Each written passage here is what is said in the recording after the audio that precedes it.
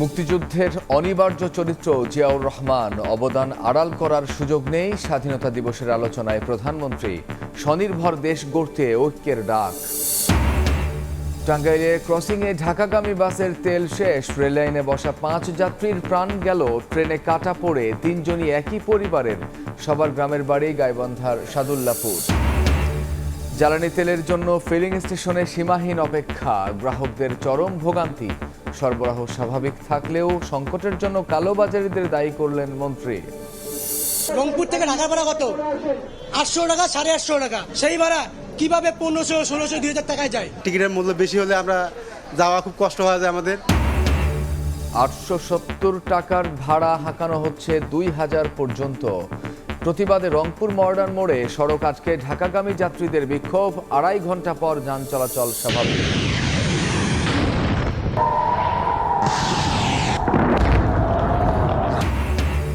ইসরায়েলে ক্ষেপণাস্ত্রের ঢেউ, ইরানের পরমাণু বিদ্যুৎ কেন্দ্রে হামলা, চড়া মূল্য দিতে হবে শত্রুদের হুঁশিয়ারি আরাকচির। কয়েক সপ্তাহের মধ্যে যুদ্ধ শেষের আশা রুবিওর।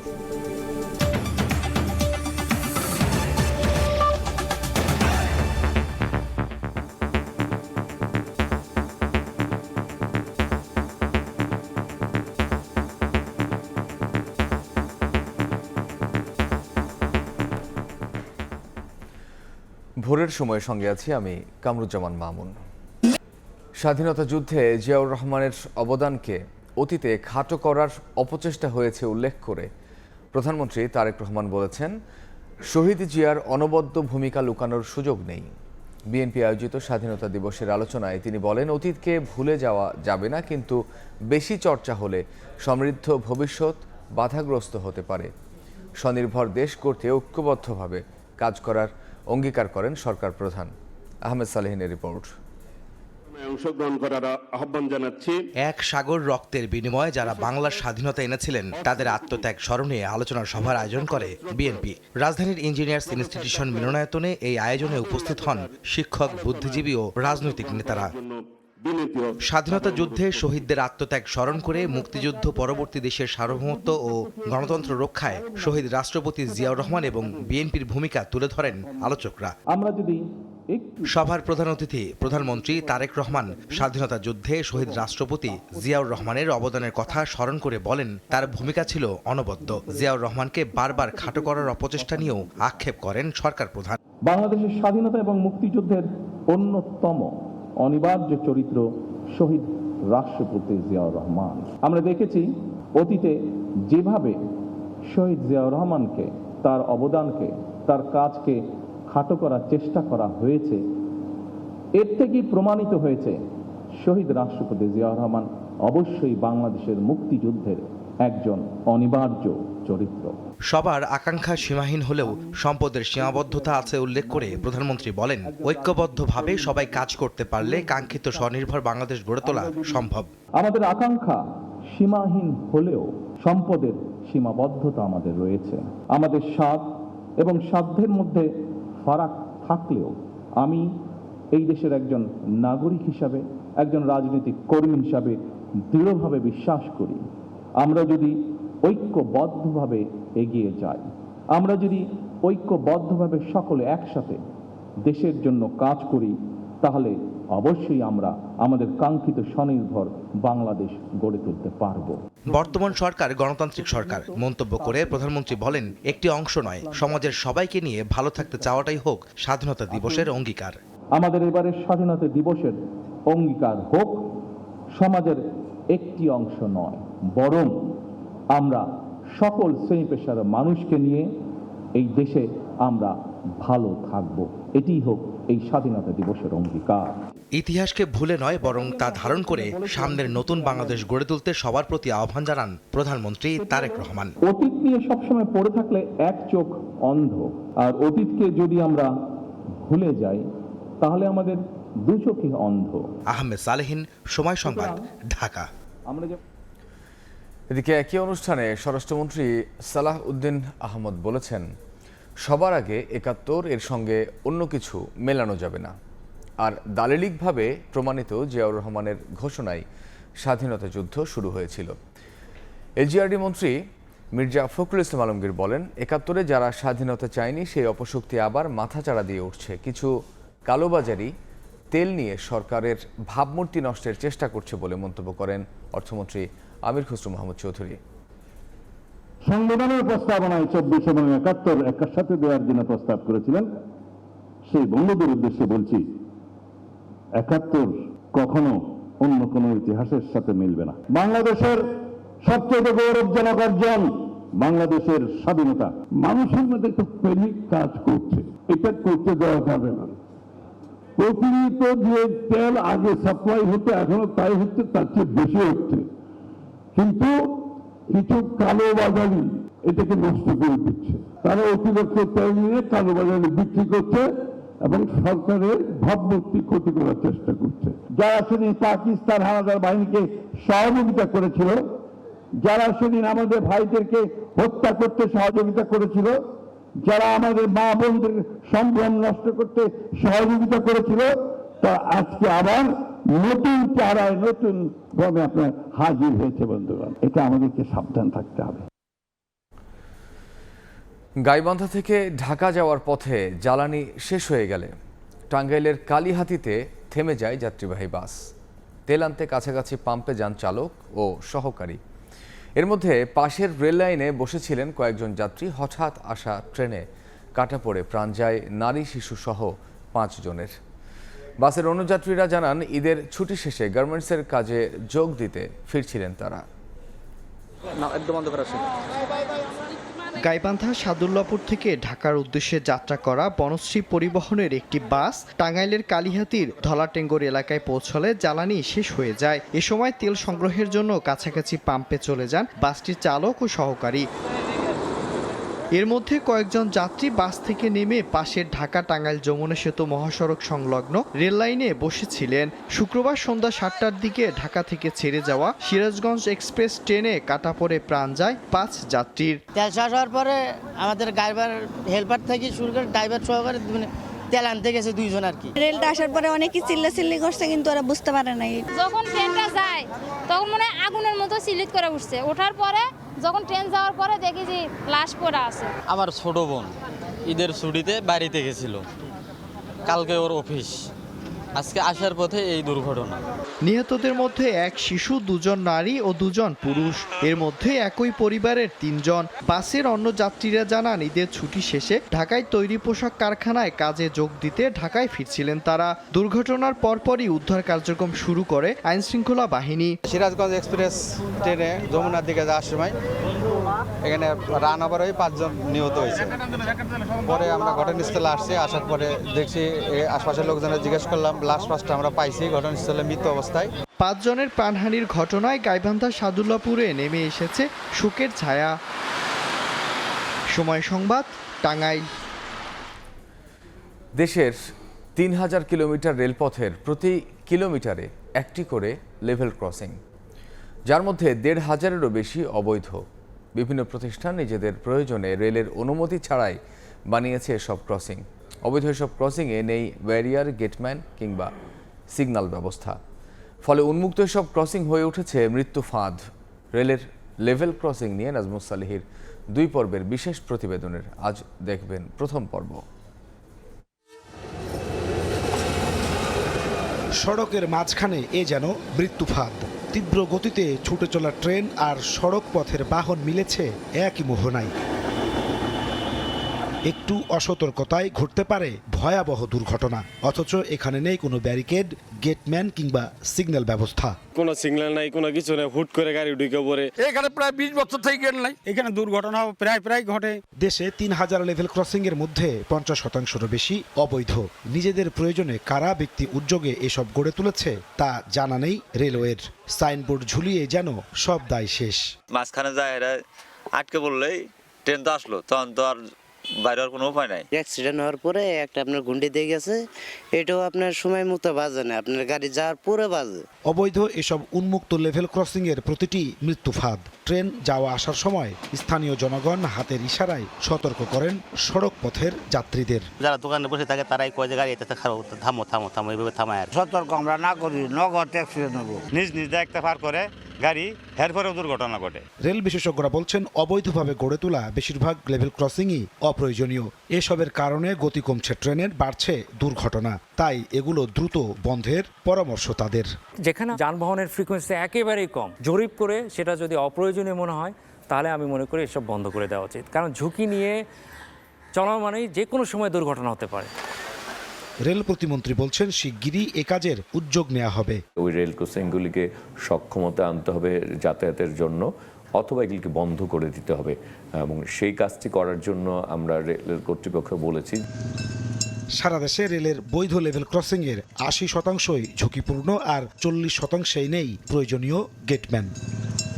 এটি রেলের একটি বৈধ লেভেল ক্রসিং। এখানে গেটম্যান থাকলেও নেই গাড়ি আটকানোর জন্য কোনো রকমের ব্যারিকেড, ফলে এরকম সামান্য দড়ি দিয়ে চলছে যাত্রী পারাপারের কাজ। যোগাযোগ বিশেষজ্ঞরা বলছেন যদি সারা দেশের লেভেল ক্রসিংগুলোকে আধুনিকায়ন করা না যায় অথবা বন্ধ করে দেওয়া না যায় অবৈধ লেভেল ক্রসিংগুলো, তাহলে প্রতিনিয়ত বাড়বে দুর্ঘটনা, বাড়বে মৃত্যু। নাজমুস সালেহী, সময় সংবাদ, টঙ্গী, গাজীপুর। ছুটির দিনেও রাজধানীসহ দেশের বিভিন্ন জেলার ফিলিং স্টেশনে জ্বালানি তেলের জন্য সীমাহীন অপেক্ষা। পাম্পগুলোতে ছিল যানবাহনের দীর্ঘ লাইন। চাহিদা মতো তেল না পাওয়ার অভিযোগ গ্রাহকের। এমন পরিস্থিতিতে তেলের দাম না বাড়িয়ে সরকার প্রতিদিন 167 কোটি টাকা ভর্তুকি দিচ্ছে বলে জানিয়েছেন প্রতিমন্ত্রী। আর মন্ত্রীর দাবি, কালোবাজারিদের মজুতের কারণেই ভোগান্তি বেড়েছে। কোনো পাম্প বন্ধ, আবার সচল। কোনো পাম্পে এভাবে লিখে রাখা হয়েছে জ্বালানি তেল সংকটের কথা। রাজধানীর বেশিরভাগ ফিলিং স্টেশনে চোখে পড়ছে এমন দৃশ্য।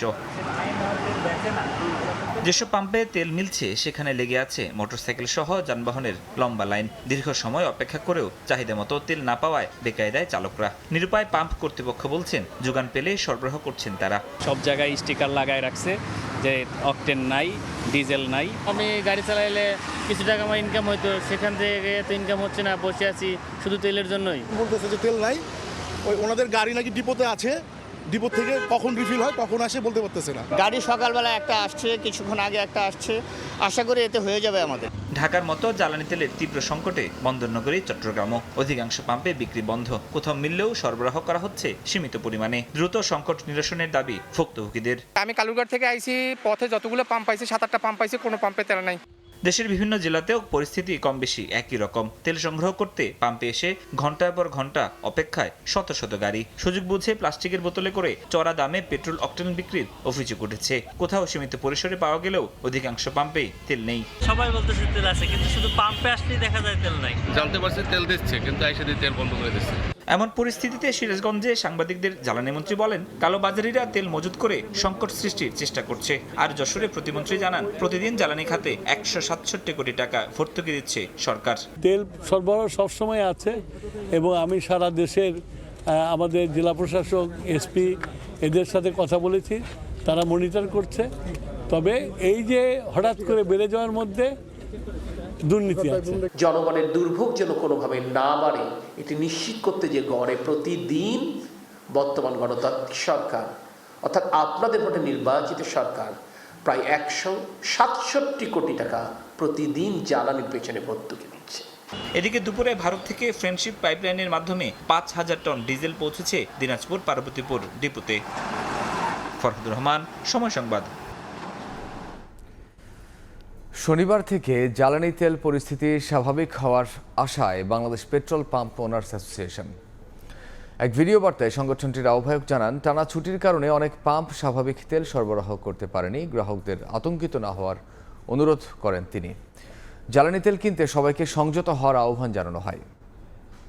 আপনারা প্রয়োজনের অতিরিক্ত তেল কিনবেন না, আর পেট্রোল পাম্পে অযথা হুমড়ি খেয়ে পড়বেন না। বারবার একই কথা বলতেছি, কিন্তু আপনারা কোনোভাবেই সংযত হচ্ছেন না। এখন সরকার বাধ্য হয়ে একটা কঠিন সিদ্ধান্ত নিতে যাবে, সেটা কারোর জন্যই মঙ্গলজনক নয়। একটা সমস্যা হয়েছে, মার্চ মাসে অতিমাত্রায় ছুটি থাকার কারণে আমরা কন্টিনিউয়াস সাপ্লাই নিতে পারিনি, যার ফলে অনেক পাম্প অনেক জায়গায় হয়তো তেল শূন্য হয়েছে। তো এটাকে নিয়ে আতঙ্কগ্রস্ত হওয়ার কিছু নাই। আগামীকাল থেকে সব কিছু স্বাভাবিক হবে বলে আমি আশাবাদী। ভোরের সময় আরও থাকছে। আমাদের উৎপাদন খরচ আছে প্রায় 10 টাকা প্লাস, সেইখানে আমরা 5 টাকা 60 পয়সা ডিম বিক্রি করতেছি। এই লসটা কাভার করার মতো এখন আর আমার কোনো শক্তি নেই। ডিমের উৎপাদন খরচ তুলতে না পেরে দিশেহারা প্রান্তিক খামারি ঋণ ও বকেয়া বিদ্যুৎ বিলের চাপে গুটিয়ে নিচ্ছেন ব্যবসা। বিপণন দুর্বলতাকে দুষছে পোলট্রি অ্যাসোসিয়েশন। ভোরে সদরঘাট লঞ্চ টার্মিনালে দেখা গেছে ব্যাপক ভিড়। লঞ্চ যাত্রায় স্বস্তি থাকলেও গন্তব্যে পৌঁছাতে সিএনজি চালকদের বাড়তি ভাড়ায় ভোগান্তিতে পড়তে হচ্ছে যাত্রীদের। এই মুহূর্তে সদরঘাটে আছেন সহকর্মী স্বপন আহমেদ, সরাসরি যাচ্ছি তার কাছে। ঈদের ছুটি কিন্তু শেষ হয়েছে, অর্থাৎ যারা নারীর টানে বাড়ি ফিরেছিলেন ঈদ করার জন্য তারা কিন্তু ফিরতে শুরু করেছেন। গত শুক্রবার অর্থাৎ দিবাগত শুক্রবার রাতে বিভিন্ন দক্ষিণ অঞ্চলের বিভিন্ন জায়গা থেকে কিন্তু অসংখ্য লঞ্চ আসলে এখানে এসেছেন এবং আগামীকাল যেহেতু কর্মস্থল পুরোদমে খুলে দেওয়া হচ্ছে, বলা যায় যে এই কর্মস্থলে যোগ দেওয়ার জন্যই আসলে মানুষ তাড়াহুড়ো করে আসছেন। আমরা বিভিন্ন লঞ্চে দেখেছি যে অতিরিক্ত যাত্রী নিয়ে যেরকম মানুষ এসেছেন এবং যাত্রীদের সঙ্গেও কথা বলেছি, তারা বেশ স্বস্তির কথাই বলেছেন। পাশাপাশি তারা বলেছেন যে অতিরিক্ত যাত্রী নেওয়ার কারণে তাদের একটুখানি ভোগান্তি হয়েছে, তবে সব মিলিয়ে কিন্তু তাদের যে স্বস্তি সেটির কথা বলেছেন। পাশাপাশি তারা বলেছেন যে আরও একটু সচেতন যদি লঞ্চ কর্তৃপক্ষ হতো তাহলে তাদের মধ্যে যে মনস্তাত্ত্বিক যে স্বস্তির বিষয় সেটি থাকতো। পাশাপাশি একটি বিষয় বলতে হয়, লঞ্চ যাত্রা স্বস্তির থাকলেও লঞ্চ থেকে নামার পরে সদরঘাটে যে ভোগান্তিটি আসলে মূলত তৈরি হচ্ছে সেটি হচ্ছে এখানকার যাত্রীরা যারা তাদের নির্দিষ্ট গন্তব্যে যাচ্ছেন তারা কিন্তু বেশ ভোগান্তিতে পড়েছেন, কেননা এখানে পরিবহন সংকট অনেক বেশি। অর্থাৎ এখানে যে সকল সিএনজি অটোরিকশাগুলো ছিল সেগুলো কিন্তু অতিরিক্ত ভাড়া চাচ্ছেন। আমরা বেশ কয়েকজনের সাথে কথা বলেছি, তারা বলছেন যে কিছু কিছু জায়গায় 5 গুণও ভাড়া চাওয়া হচ্ছে। অর্থাৎ যেসব জায়গায় 1000 বা 1500 টাকা ভাড়া স্বাভাবিক সময় হয়ে থাকে সে সকল জায়গায় কিন্তু 3 থেকে 4000 টাকা, অনেক সময় 5000 টাকাও ভাড়া চাওয়া হচ্ছে, কেননা পরিবহন সংকট এখানে অনেকটাই বেশি।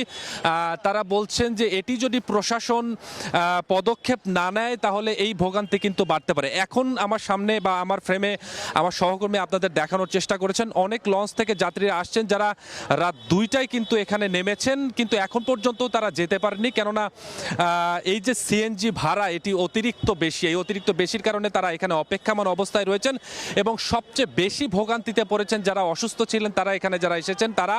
পাশাপাশি যারা আসলে অনেক শিশু বাচ্চা নিয়ে এসেছেন তাদের এই খোলা আকাশের নিচেই কিন্তু বসে থাকতে হচ্ছে ঘন্টার পর ঘন্টা। এখন পর্যন্ত যাওয়ার যে নিশ্চয়তা সেটি কিন্তু হচ্ছে না এবং এটির জন্যই মূলত তাদের যে ভোগান্তি সেটি হয়েছে বা হচ্ছে। এখানকার যারা যাত্রী তারা বলছেন যে যদি প্রশাসনের পক্ষ থেকে পূর্ণ যাত্রাটি যেহেতু স্বস্তির ছিল, নির্দিষ্ট গন্তব্যে পৌঁছে দেওয়ার জন্য যে পরিবহন সংকট অর্থাৎ সিএনজি চালকরা বা বাস চালকরা যে ভাড়া বেশি চাচ্ছে এটির বিরুদ্ধে যদি প্রশাসনের পক্ষ থেকে পদক্ষেপ নেওয়া হয় তাহলে টোটাল যে ঈদযাত্রা সেটি অনেকটাই স্বস্তির থাকতো বা থাকবে, এমনটাই বলছেন যাত্রীরা। তো এখন পর্যন্ত কর্মস্থলে যোগ দেওয়ার জন্য মানুষ আসছে এবং স্বস্তি নিয়েই আসছে। শুধুমাত্র একটি ঝামেলার কথাই আমরা এখন পর্যন্ত দেখতে পেরেছি। এই ছিল আমার কাছে সদরঘাট লঞ্চ টার্মিনাল থেকে ঈদ যাত্রার যে ফেরত যাত্রা সেটি থেকে সবশেষ অবস্থা।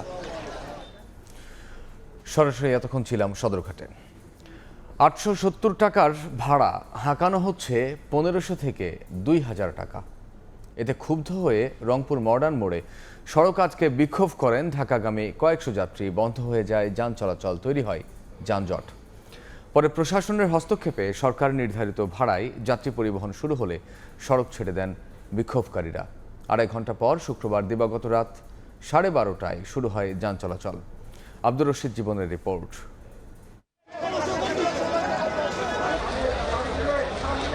রংপুর নগরের মডার্ন মোড়ে মহাসড়ক আটকে ঢাকাগামী কয়েকশো যাত্রীর বিক্ষোভ। সরকার নির্ধারিত 870 টাকার বিপরীতে 1500 থেকে 2000 টাকা পর্যন্ত ভাড়া হাঁকানোর প্রতিবাদ করেন তারা। রংপুর থেকে ঢাকা ভাড়া কত? 800 টাকা, 850 টাকা, খুব বেশি হলে 900 টাকা। সেই ভাড়া কিভাবে 1500, 1600, 2000 টাকায় যায়? 8টা থেকে এখন পর্যন্ত 12টা বাজে আমরা বসে রয়েছি, কিন্তু গাড়ির কোনো সিরিয়ালই নেই, তারা ভাড়া কমায় না। 1200, 1400, 1600 যে যার কাছে পাচ্ছে তেমন নিচ্ছে, যার কারণে যারা যাত্রী আমরা ভোগান্তির মধ্যে আছি। ঢাকাগামী যাত্রীদের বিক্ষোভের কারণে উত্তরবঙ্গের অন্যতম গুরুত্বপূর্ণ সড়কটিতে বন্ধ হয়ে যায় যান চলাচল। এর মধ্যে বৃষ্টি নামায় তৈরি হয় দীর্ঘ যানজট। এখানে এসে দেখি অনেক গাড়ি, জ্যামে প্রচুর। টিকিটের মূল্য বেশি হলে আমরা যাওয়া খুব কষ্ট হয়ে যায় আমাদের। 1100, 1200 এরকম চাইতেছে, তো এরকম হলে তো মানুষ তো যাইতে পারবো না।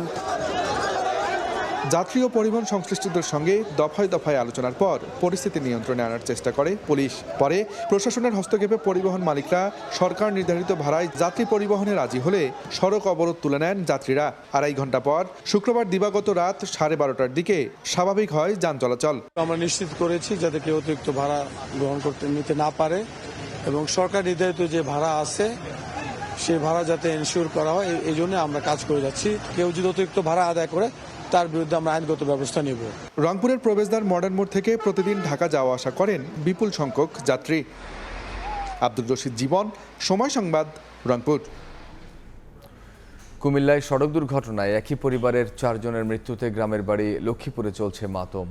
স্বজনদের চিরবিদায় জানাতে এসে শোকস্তব্ধ স্বজনরা, আর পরিবারের সবাইকে হারিয়ে দিশেহারা বেঁচে যাওয়া আবরার। জুমার নামাজের পর জানাজা শেষে লক্ষ্মীপুরের মুফতি আব্দুল মমিনের শ্বশুরবাড়ির পারিবারিক কবরস্থানে দাফন করা হয় তাদের।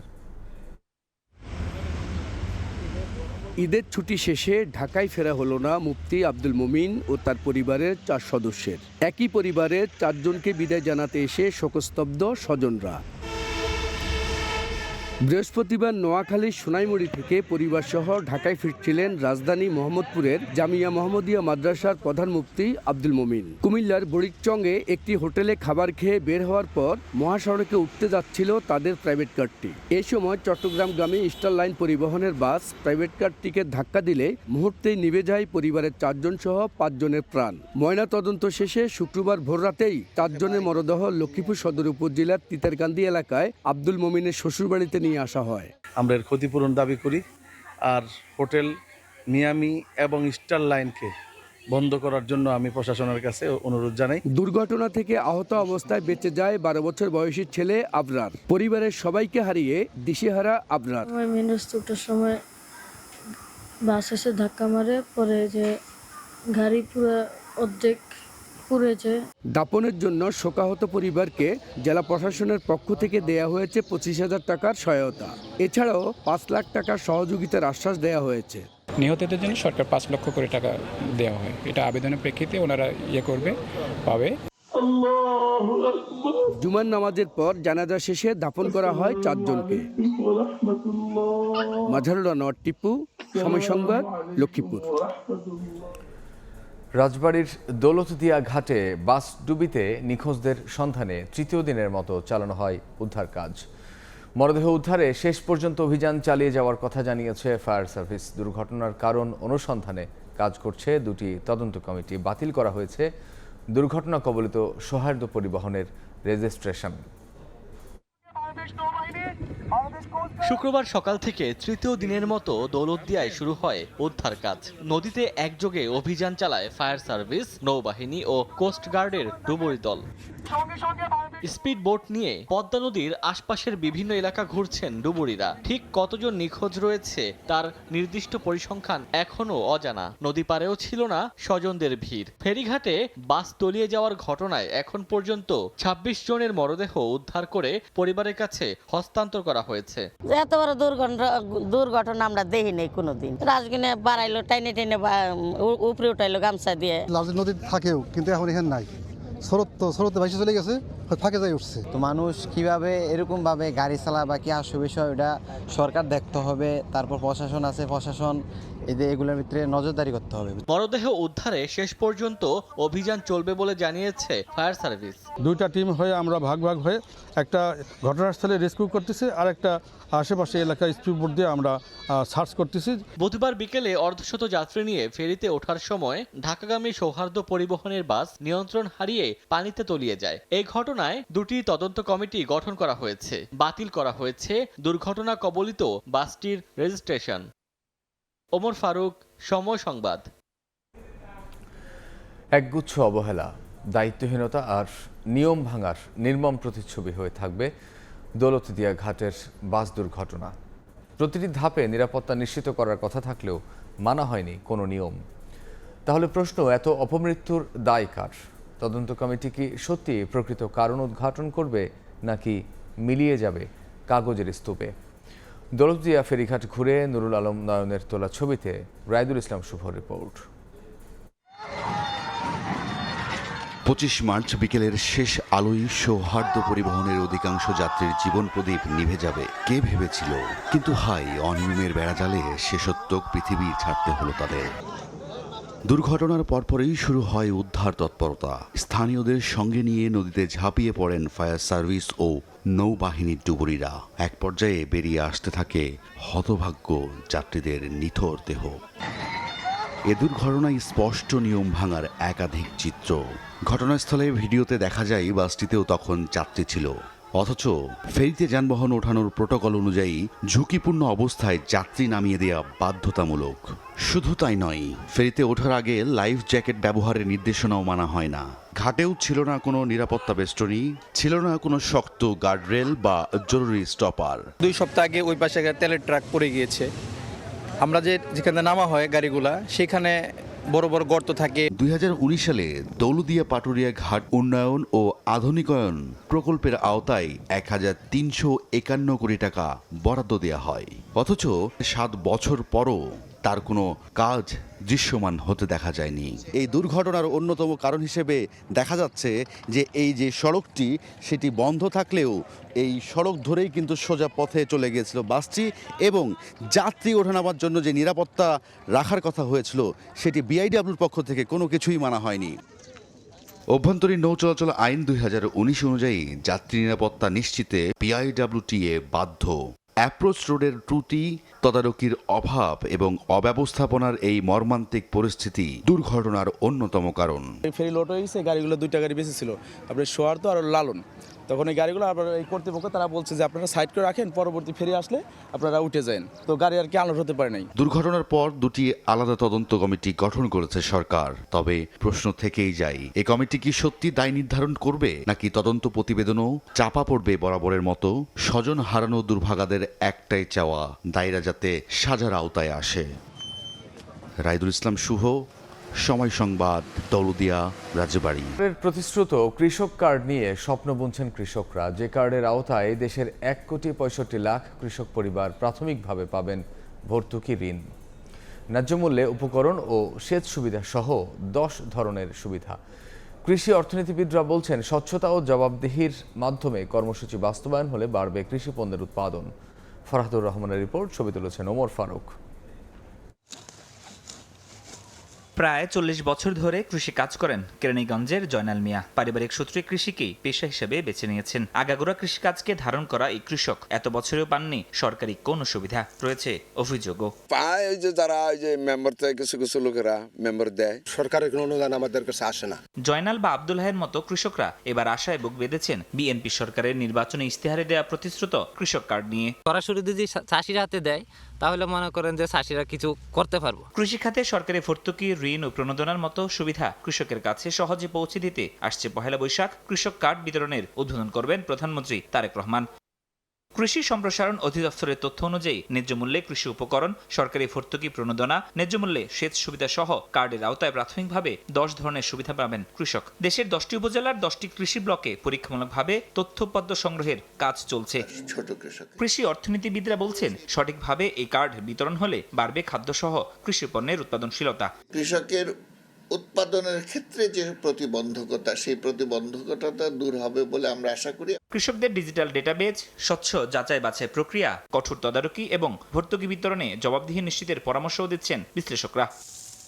বিশেষজ্ঞরা বলছেন, এই উদ্যোগ সঠিকভাবে বাস্তবায়ন করা গেলে এ সকল কৃষকদের মর্যাদা বাড়ার পাশাপাশি কৃষি হয়ে উঠবে প্রযুক্তি নির্ভর ও লাভজনক। সব মিলে কৃষক কার্ড কৃষির আধুনিকায়ন ও খাদ্য ও নিরাপত্তার অগ্রগতির পথে নতুন নাম হতে যাচ্ছে। ফরহাদুর রহমান, সময় সংবাদ, কেরানীগঞ্জ, ঢাকা। চাষিদের অর্থনৈতিকভাবে সচ্ছল করাই কৃষক কার্ডের প্রধান লক্ষ্য বলে মন্তব্য করেছেন সমাজ কল্যাণমন্ত্রী ডক্টর এজেডএম জাহিদ হোসেন। বিকেলে দিনাজপুরের হিলিতে কৃষকদের মাঝে বীজ ও সার বিতরণ অনুষ্ঠানে তিনি একথা বলেন। ফ্যামিলি কার্ডের মতো কৃষক কার্ড প্রতিটা উপজেলায় ছড়িয়ে দেওয়া হবে বলেও জানান সমাজ কল্যাণমন্ত্রী। বর্তমান সরকার, আপনারা দেখছেন যে কৃষি কার্ড ইনশাল্লাহ 14 এপ্রিল এই কৃষক কার্ড যেটা, এটা সকল কৃষকদের মাঝে বিতরণ করা হবে। কর্মসূচিটা শুরু হবে 14 এপ্রিল, মানে 1 বৈশাখ, এবং এটাও ফ্যামিলি কার্ডের মতো প্রতিটা উপজেলাতে আস্তে আস্তে ছড়িয়ে দেওয়া হবে। কৃষককে অর্থনৈতিকভাবে সচ্ছল করা, এটা আমাদের একটা দায়িত্ব বহন করতে হবে। ইউপিডিএফ গণতান্ত্রিকের সমন্বয়ক নীতি দত্ত চাকমাকে গুলি করে হত্যা করা হয়েছে। স্থানীয়রা জানান, শুক্রবার সকালে একটি দোকানে বসেছিলেন নীতি দত্ত। এ সময় খুব কাছ থেকে গুলি করে পালিয়ে যায় দুর্বৃত্তরা। ঘটনার পর তাকে উদ্ধার করে খাগড়াছড়ি জেলা সদর হাসপাতালে নেওয়া হয়। তবে চিকিৎসক জানিয়েছেন, হাসপাতালে আনার আগেই তার মৃত্যু হয়। ঘটনা তদন্ত করে ব্যবস্থা নেওয়ার কথা জানিয়েছে পুলিশ। উৎপাদন খরচ তুলতে না পেরে মাঝপথেই ঝরে পড়ছেন অসংখ্য পোলট্রি খামারি। অনেকে আবার হয়েছেন সর্বশান্ত। এ অবস্থায় বিপণন কাঠামোর দুর্বলতাকে দুষছেন খাত সংশ্লিষ্টরা। তবে খামারিদের টিকিয়ে রাখতে পর্যাপ্ত প্রশিক্ষণের পরামর্শ প্রাণী সম্পদ অধিদপ্তরের। টাঙ্গাইলের বিভিন্ন খামার ঘুরে এসে আশরাফুল ইসলামের ছবিতে বিস্তারিত জানাচ্ছেন অন্তরা সেন। মুরগি ডিমে ভরা খামার, তবুও চিন্তার ভাঁজ কপালে। মহাজনের কাছ থেকে উচ্চ সুদে টাকা নিয়ে খামার চালাতে গিয়ে দেনার কবলে পড়েছেন প্রান্তিক এই খামারি। আমাদের উৎপাদন খরচ আছে প্রায় 10 টাকা প্লাস। সেইখানে আমরা 5 টাকা 60 পয়সা বা 6 টাকা 50 পয়সা আমরা ডিম বিক্রি করতেছি। মাঝখানের এই টাকাটা কোথায় যায় এটা আমরা খুঁজে পাচ্ছি না। 1,40,00,000 টাকা আমি এই সেক্টরের জন্য লোন করেছি। বিগত 2 মাসের মধ্যে আমার টাকা নেই। টাঙ্গাইলের ভুয়াপুরের বেশিরভাগ খামারির গল্পটা প্রায় একই রকম। উৎপাদন খরচের কমে ডিম বিক্রি করতে বাধ্য হওয়ায় দীর্ঘদিনের লোকসান, ঋণের চাপ ও বকেয়া বিদ্যুৎ বিলে জর্জরিত এখানকার খামারিরা। উৎপাদন খরচের তুলনায় বাজার দর কম হয় প্রতিদিনই বাড়ছে লোকসানের পরিমাণ। এতে দিশেহারা হয়ে পড়ছেন খামারিরা। কেউ কেউ আবার খামার বন্ধ করার কথাও ভাবছেন। 20 লক্ষের অধিক মুরগি ছিল, সেটা বর্তমানে 3 লক্ষে নেমে আসছে। তাহলে বলা যায় যে শত শত খামারি কিন্তু এভাবে প্রত্যেকটা উপজেলাতে খামার বন্ধ করে দিয়েছে। আমার উৎপাদন খরচ বাড়ছে, শ্রমিকের বিল বাড়ছে, বিদ্যুৎ খরচ বাড়ছে, ওষুধের ওষুধ খরচ দ্বিগুণ হয়েছে। 4 মাস ধরে আমার যে লস হচ্ছে, এই লসটা কাভার করার মতো এখন আর আমার কোনো শক্তি নেই। আমি না পারতেছি এই নতুন প্রোডাকশনের মুরগিটা বিক্রি করতে, না পারতেছি আমার এইটার খরচ তুলতে। বর্তমানে ঋণ 3 কোটি টাকার উপরে আমি ঋণগ্রস্ত আছি। আমার মুরগির সংখ্যা আছে বর্তমানে 4000 লেয়ার মুরগি। এই 4000 মুরগিতে 4 জন লোক কাজ করে, তাদের বেতনের টাকা আমি দিতে পারতেছি না। এমন লোকসানি গল্পের কারণ হিসেবে বিপণন কাঠামোর দুর্বলতাকে দায়ী করছেন খাত সংশ্লিষ্টরা। প্রান্তিক খামারিদের মাধ্যমে আমাদের দেশ স্বয়ংসম্পূর্ণতা অর্জন করলো, সেটাকে যাতে আমরা সাস্টেনেবিলিটি রাখতে পারি, এটা আমাদের দায়িত্ব, আমাদের কর্তব্য। গ্রামীণ অনেক একটা বড় ইকোনমি এটার সাথে জড়িত। এই জায়গাটা যদি আমরা আসলে উদার না হই, তাহলে আসলে আমরা দেখা যাবে ভবিষ্যতে প্রান্তিক খামারিদেরকে আমরা টিকিয়ে রাখতে পারবো না, এবং সেক্ষেত্রে গ্রামীণ ইকোনমিও কিন্তু হিউজ পরিমাণ এফেক্টেড হবে। প্রান্তিক পোলট্রি খামারিদের নানা প্রতিবন্ধকতার কথা মানছে প্রাণী সম্পদ অধিদপ্তরও। তাদের টিকিয়ে রাখতে সরকার উদ্যোগী বলেও জানান অধিদপ্তরের মহাপরিচালক। 6.5 কোটির উপর ডিম প্রতিদিন বাজারে আসছে। তো আমাকে তো মিনিমাম 6.5 কোটি মুরগি তো পালন করতে হচ্ছে, তো পালন করছে, তাদের খাওয়া দেওয়া লাগছে।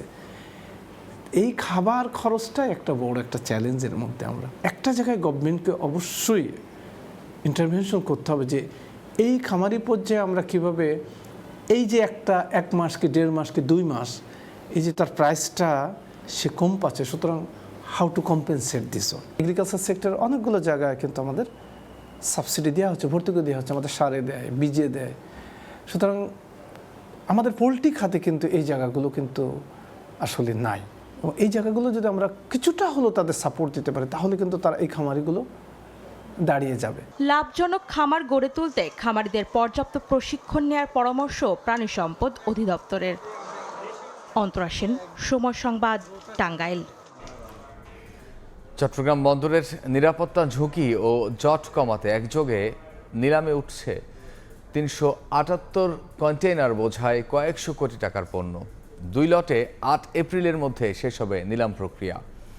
পণ্য তালিকায় capital machineries, passenger elevator, metal স্ক্র্যাপের মতো ভারী যন্ত্রপাতি যেমন রয়েছে, তেমনি রয়েছে গাড়ির পার্টস, বিটুমিন, কেমিক্যাল ও ফেব্রিক্স। শাখা ত্রিপুর ক্যামেরায় বিস্তারিত জানাচ্ছেন কমল দে। শুল্ক ফাঁকি, মিথ্যে ঘোষণা এবং মামলার জটিলতায় বছরের পর বছর বন্দর থেকে আমদানিকারকরা এসব পণ্য ছাড় না করায় যেমন নিরাপত্তা ঝুঁকির মধ্যে পড়ছে, তেমনি সৃষ্টি হচ্ছে কন্টেনার জটের। এই অবস্থায় এপ্রিলের মধ্যে এ ধরনের 378টি কন্টেনার থাকা পণ্য নিলামে বিক্রি করার সিদ্ধান্ত জানিয়ে দিয়েছে জাতীয় রাজস্ব বোর্ড। চট্টগ্রাম কাস্টম হাউজের মাধ্যমে চলবে এই নিলাম প্রক্রিয়া। বন্দরকে ঝুঁকিমুক্ত রাখার জন্য এবং কার্যক্রমে গতিশীলতা আনার জন্যই এ ধরনের উদ্যোগ নেওয়া হয়েছে। 198টি কন্টেনার রয়েছে capital machineries, passenger elevator, metal step এবং ক্রাফট লাইনার, পেপার। কোনো ডেঞ্জারাস কার্গো বা গুডস থাকে, সেগুলোর কারণে কোনো ধরনের ঝুঁকি বা বিপদ হতে পারে। এটা পরিহার করার জন্য আমরা সবসময় চাই যে যত দ্রুত সময় এই অকশন কন্টেনারগুলোকে যাতে অপসারণ করা সম্ভব হয়। ই অকশন সিস্টেম চালু হয়, অবশ্য বন্দরে সেটে আসার পরিবর্তে ঘরে বসেই এই নিলাম থেকে পণ্য কেনা যাবে। আর তার জন্য নির্ধারিত পোর্টালে নিবন্ধনের নির্দেশনা দিয়েছে চট্টগ্রাম কাস্টম হাউস। নানামুখী জটিলতার কবলে পড়ে এমনিতে নষ্ট হয়েছে বিদেশ থেকে আমদানি করা শত শত কোটি টাকার পণ্য। এবার সবশেষ 378 কন্টেনার পণ্য নিলামে তোলা হচ্ছে দ্রুত বিক্রির জন্য। এক্ষেত্রে নিলাম প্রক্রিয়া যত সহজ হবে এবং ডেলিভারি দ্রুত হবে, ততই রক্ষা পাবে আমদানি করা এসব সম্পদ। নিলামে তোলা পণ্যগুলো মূলত 2019 সাল থেকে শুরু করে 2024 সালের মধ্যে আমদানি করা হয়েছিল। তবে দীর্ঘদিন ধরে পড়ে থাকায় কিছু কিছু পণ্য গুণগত মান অক্ষুণ্ণ বলে দাবি করছেন বিডাররা। কাস্টমের যে বিধি নিষেধ আছে ওগুলিকে আরেকটু সহজীকরণ করে আমাদেরকে দ্রুত নিষ্পত্তির জন্য ব্যবস্থা করলে আমরা উপকৃত হব। পণ্য যাতে দ্রুত নিলামে নিষ্পত্তি করা হয় এবং দ্রুত ডেলিভারি দেওয়া হয় পণ্য নষ্ট হওয়ার আগে, সে চাওয়াটাই আমাদের খুব বেশি দরকার। তবে জটিলতা এড়াতে এবার নিলামে ওঠা পণ্যের কোনো ভিত্তিমূল্য বা রিজার্ভ ভ্যালু রাখা হয়নি। সর্বোচ্চ দরদাতায় পেয়ে যাবে নিলামের পণ্য। 49 লটের 180 কন্টেনারের দরপত্র 7 এপ্রিল এবং 74 লটের 198 কন্টেনারের দরপত্র খোলা হবে 7 এপ্রিল। কমল দে, সময় সংবাদ, চট্টগ্রাম। ঈদ উৎসবে চাঙ্গা পর্যটন অর্থনীতি। 21 থেকে 27 মার্চ এই 7 দিনে কক্সবাজার সমুদ্র সৈকত ভ্রমণ করেন 6 লাখের বেশি পর্যটক। বাণিজ্য হয়েছে 600 কোটি টাকার বেশি। এই অঙ্ক দ্বিগুণ করতে সরকারি ও বেসরকারি খাতকে সমন্বিত উদ্যোগ নেয়ার তাগিদ সংশ্লিষ্টদের। মোহাম্মদ ফরাজের ছবিতে সুজাউদ্দিন রুবেলের রিপোর্ট। ঈদের টানা ছুটির সঙ্গে যুক্ত হয় স্বাধীনতা দিবস ও সাপ্তাহিক ছুটি, সব মিলিয়ে দীর্ঘ অবকাশ। আর এই সুযোগে দেশের বিভিন্ন প্রান্ত থেকে আসা পর্যটকদের ঢল নামে সমুদ্র সৈকতে। কক্সবাজারের লাবণী, সুগন্ধা ও কলাতলি পয়েন্ট সহ পুরো সৈকত জুড়ে ছিল উপচে পড়া ভিড়। সাগর তীরে যেন তিল ধারণে ঠাঁই নেই। সব বয়সী পর্যটকদের উপস্থিতিতে মুখরিত হয়ে উঠেছে পুরো এলাকা। কেউ সমুদ্র স্নান করছেন, কেউ বালুচরে বসে উপভোগ করছেন সূর্যাস্তের মনোমুগ্ধকর দৃশ্য। বিপুল সংখ্যক পর্যটকের আগমনে ব্যস্ত সময় পার করছেন সৈকত পাড়ে ফটোগ্রাফার, বিচ বাইক ও জেট স্কি চালক, ঘোড়াওয়ালা এবং কিটকট ব্যবসায়ীরা। একই সঙ্গে জমজমাট ছিল শুটকি আচার, পার্ল হাউস ও বার্মিজ মার্কেটগুলো। প্রত্যাশিত ব্যবসায় সন্তোষ প্রকাশ করেছেন সংশ্লিষ্ট ব্যবসায়ীরা। 1 মাস পরে আবার আগের মতো আপনার রূপটা ফিরে আসলো। এখন আমাদের পর্যটক রাখলে অনেক খুশি লাগলো। রোজার সময় ছিল না, এখন ভালো ইনকাম হইতেছে। 20 থেকে 25 লাখ টাকার কালেকশনের শুটকি করেছি এবং ভালোই বেচা কেনা হচ্ছে। 50,000 টাকা, 60,000 টাকা এভাবে করে ভালো বিজনেস হয়েছে, এখনো ব্যবসাটা চলমান। টানা ছুটিতে সাগর পাড়ের 5 শতাধিক হোটেল, মোটেল ও রিসোর্টের কক্ষ ছিল শতভাগ বুকিং। রেস্তোরাঁগুলোতেও ছিল চোখে পড়ার মতো ভিড়। সব মিলিয়ে পর্যটন খাত ছিল বেশ চাঙ্গা। পুরোপুরি আমরা হয়তো পাইনি, কিন্তু এরপরেও আমরা ভালোই একটা রেসপন্স পেয়েছি। আগামী 1 বৈশাখ পর্যন্ত কন্টিনিউ থাকবে আর কি। চেম্বার অব কমার্সের তথ্য মতে গত 7 দিনে 6 লাখের বেশি পর্যটক কক্সবাজার ভ্রমণ করেছেন। এতে পর্যটন সংশ্লিষ্ট সব খাতে 600 কোটি টাকারও বেশি ব্যবসা হয়েছে। সংশ্লিষ্টরা বলছেন, সরকারি ও বেসরকারি খাতে সমন্বিত উদ্যোগ গ্রহণ করা গেলে ভবিষ্যতে এই খাতে প্রায় 1200 কোটি টাকার ব্যবসার সম্ভাবনা রয়েছে। এই টার্নওভার এই মুহূর্তে আপনার 600 কোটি টাকার বেশি হবে বলে আমরা ধারণা করছি। আমাদের আবাসন খাত থেকে শুরু করে আমাদের পরিবহন খাত এবং আপনার সেক্টর অনুযায়ী যেসব মাল্টি স্টেক হোল্ডার এখানে আছেন, সবার জন্য বেশ ইতিবাচক ব্যবসা হয়েছে বলে ধারণা করছি। এদিকে সিসেফ লাইফগার্ড সংস্থার তথ্য মতে গত 6 দিনে সমুদ্র স্নানে প্রায় 7.5 লাখ মানুষকে লাইফগার্ড সেবার আওতায় আনা হয়েছে। সুজাউদ্দিন রুবেল, সময় সংবাদ, কক্সবাজার। সরকারি তালিকায় নাম থেকেও মিলছে না প্রণোদনা। মাছ ধরায় নিষেধাজ্ঞার প্রায় 1 মাস পরও চাল পাননি চাঁদপুরের অনেক জেলে। বিষয়টি স্বীকার করে ব্যবস্থা নেওয়ার কথা জানিয়েছে মৎস্য বিভাগ। চাঁদপুর থেকে ফারুক আহমদের রিপোর্ট, ক্যামেরায় ছিলেন নাইমুল ইসলাম নীরব। জাল জল নৌকার যে জীবন, জেলেদের সেখানে যেন ছন্দপতন ঘটেছে যাত্রা সংরক্ষণে সরকারি নিষেধাজ্ঞায়। শুনশান নীরবতা নেমেছে চাঁদপুরের পদ্মা ও মেঘনায়। একই চিত্র জেলে পল্লীতেও। এর মধ্যেই পার হতে চলেছে 2 মাসের নিষেধাজ্ঞার অর্ধেক সময়। তবে এখনও সরকারি প্রণোদনার চাল পাননি চাঁদপুর সদরের মেঘনাপাড়ের দক্ষিণ গোবিন্দিয়ার অনেক জেলে পরিবার। সংসার খরচ মেটাতে যা চাপে ফেলেছে তাদের। অভিযান দিছে, আমগো নাও যাও সব বন্ধ। আমগো তো মনে করেন না অনেক কিস্তি মিস্তি আছে, ফ্যামিলি আমগো খুব চলতে কষ্ট হয়ে যায়। চাল পাইছি, একে 2 নাম একসাথে দিয়েছে, পাইছি, আরো 2 নাম বলছে দিবে। আমরা বিগত দিন মাল পাইছি, এই বছর আমাদের কার্ডটা বাতিল করে দেওয়া হয়েছে। প্রণোদনা বঞ্চিত আর দুর্ভোগে পড়া জেলেদের নিয়ে পরিকল্পনার কথা জানান মৎস্য বিভাগের কর্মকর্তা। পরিমাণ বরাদ্দ পেয়েছি, ওই পরিমাণ ডিস্ট্রিবিউট করতেছি। তো ভবিষ্যতে আমাদের যখন মা ইলিশ আসবে তখন আমরা দেখি ইলিশ অধ্যুষিত 100% আমাদের প্রস্তাবনা থাকবে। 40 কেজি চাল, এটা আস্তে আস্তে আমরা আশা করতেছি পুরা ইলিশ অদস্য ইলিশ জেলেরা 100% পাবে। অসাধু ব্যবসায়ীকে বা অসাধু জেলে যদি আমাদের এই জাটকা আহরণ থেকে বন্ধ করতে পারে, আশা করি ইফেক্টিভ ওয়েতে আমরা কিন্তু একটা ইলিশের সাস্টেনেবল আমরা একটা কিন্তু প্রোডাকশন লাগবে। কারণ আমাদের কিন্তু ক্লাইমেটিক ফ্যাক্টর কিন্তু আমাদের দিন দিন কিন্তু আমাদের উপর প্রভাবিত হচ্ছে। চাঁদপুরের পদ্মা ও মেঘনায় ইলিশ সহ অন্যান্য মাছ শিকার করে জীবিকা নির্বাহ করেন এমন জেলের সংখ্যা 50,000। তার মধ্যে এবারের নিষেধাজ্ঞায় 40 কেজি হারে খাদ্য প্রণোদনা চাল পাচ্ছেন 39,400 জেলে। ফারুক আহমদ, সময় সংবাদ, চাঁদপুর। চৈত্রের খরায় ব্রাহ্মণবাড়িয়ার ভাদুঘরে তিতাস নদীর মাঝে জেগে উঠেছে চর। ব্যাহত হচ্ছে পানি প্রবাহ, সংকুচিত হয়ে গেছে নৌপথ। হুমকির মুখে পড়েছে নদীকেন্দ্রিক জীবন জীবিকা। শিগগিরই নদী খননের আশ্বাস দিয়েছে কর্তৃপক্ষ। হৃদয় পালের ছবিতে উজ্জ্বল চক্রবর্তীর রিপোর্ট। বর্ষা মৌসুমে তিতাসের বুকে ভরা যৌবন নেমে আসে। নৌযানগুলো অবাধ চলাচলের পাশাপাশি নদীকেন্দ্রিক বাণিজ্য জমে ওঠে। তবে শুষ্ক মৌসুমে পরিস্থিতি পুরো ভিন্ন। চৈত্রের মাঝামাঝিতে ব্রাহ্মণবাড়িয়া সদরের ভাদুঘর অংশে নদীর মাঝে আবাদ করা হচ্ছে ধান। খরার কারণে নদীর বুকে জেগে উঠেছে ডুবুচর। এতে কমে গেছে পানি প্রবাহ।